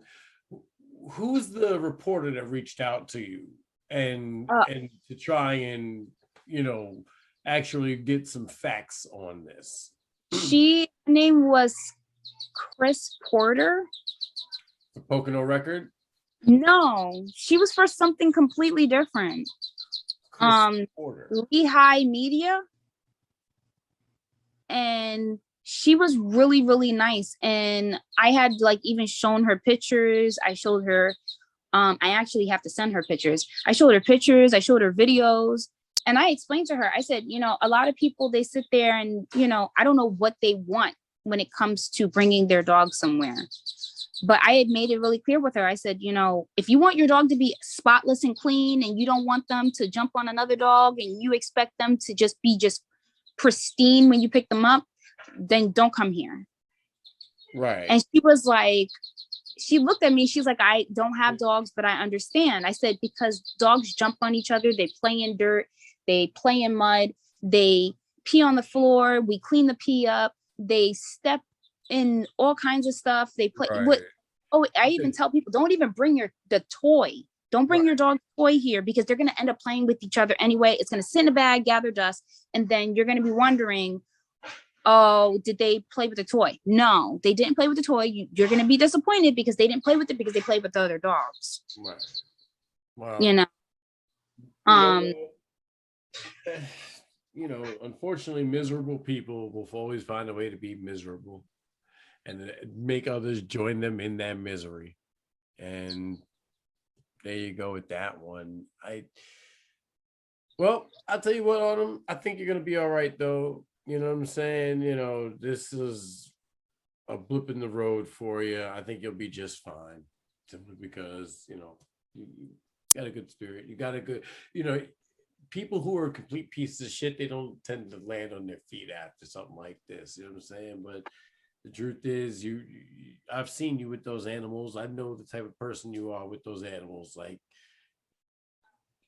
there's nobody I would trust more with my animals. You know what I'm saying? In any regard. Like, you gave my animal his first vaccines. So you gave Claw his vaccines. That might be why he's not a fan of you. But he might remember like this Never liked me. it was this motherfucker here. Jab me in my ass, man. It was you, man. It was you. But listen, go to school, do your thing. Thank you, of course, for joining me. I appreciate you for telling your tale on the Just to Be Frank podcast. You know what I'm saying? I don't know. Give somebody when's the novel going to be finished? When's the book going to be done? What are we doing? Oh yeah, my book. So I've gotten pretty far since I've been home, and I had nothing else to do. Good.